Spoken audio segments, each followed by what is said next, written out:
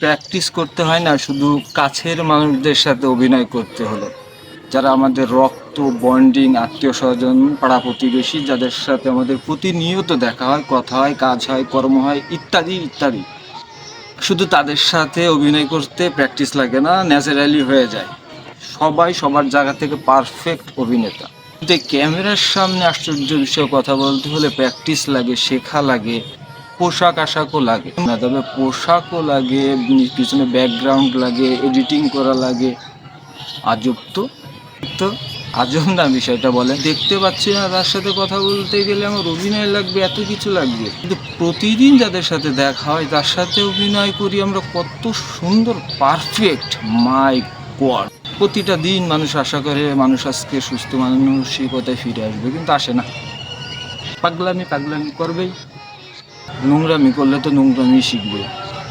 আমরা viral video বানাবো না, আমরা কন্টেন্ট বানাবো। কন্টেন্ট ভাইরাল হতে পারে, কিন্তু ভাইরাল ভিডিও আসলে বানানো যায় না।